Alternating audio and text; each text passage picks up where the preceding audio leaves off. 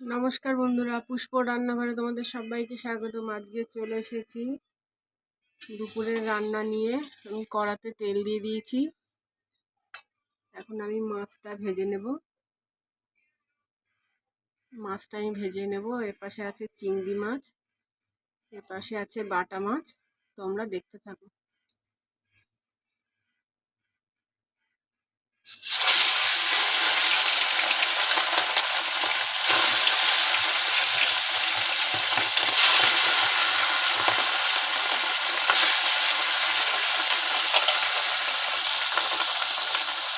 সব মাছ আমার ভাজা হয়ে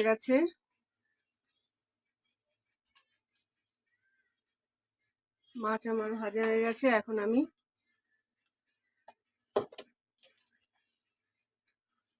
ফোড়ন দিয়ে দেবো অল্প একটু জিরে।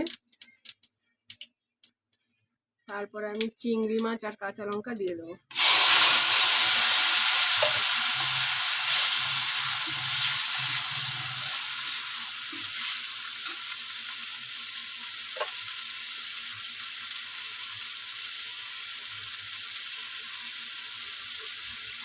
এখানে কয়েক কোয়া রসুন আমি থেতো করে নিয়েছিলাম, ওটা দিয়ে দেবো।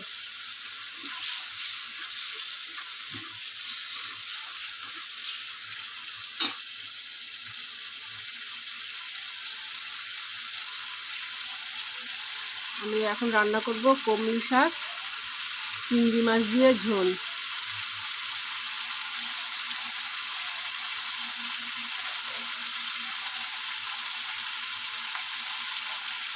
এক চামচ হলুদ গুঁড়ো দিয়ে দেবো।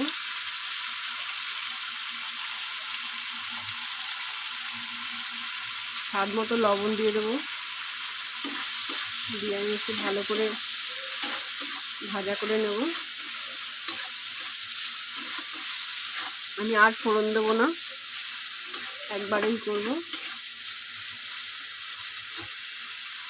এখন আমি শাকটা দিয়ে দেবো।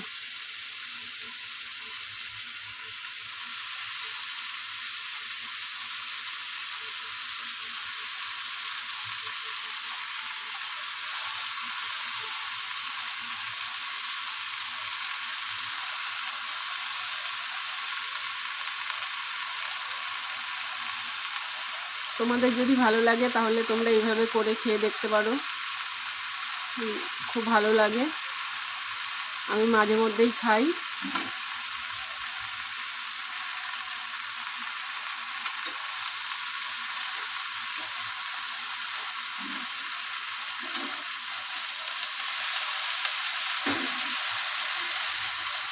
আমি অল্প জল দিয়ে দেবো, কারণ বেশি ঝোল হবে না, মাখা মাখা হবে।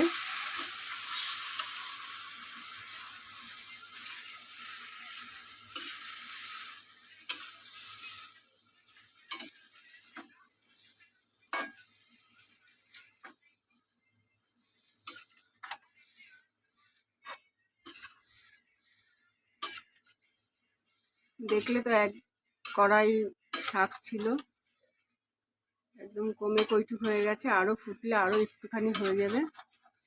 আর চিংড়ি মাছ যে তরকারিতে পড়বে তার স্বাদ তো দ্বিগুণ বেড়ে যায়, সেটা তো তোমরা সবাই জানো।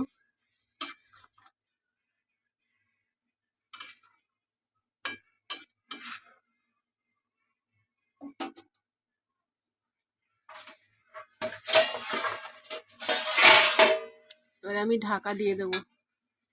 ঢাকা দিয়ে 10 মিনিট ফুটিয়ে নেব।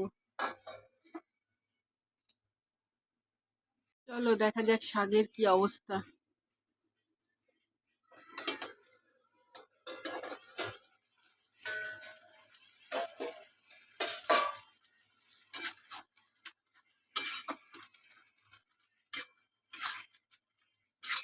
দেখো কতটা শাক ছিল, কইটুকানি হয়ে গেছে। শাকের কালারটা কেমন এসছে তোমরা কমেন্ট করে জানিও। আমি তোমাদের কাছে মনে হয় রান্না ভালো দিতে পারি না, তাই তোমরা কেউ কমেন্ট করে জানাও না।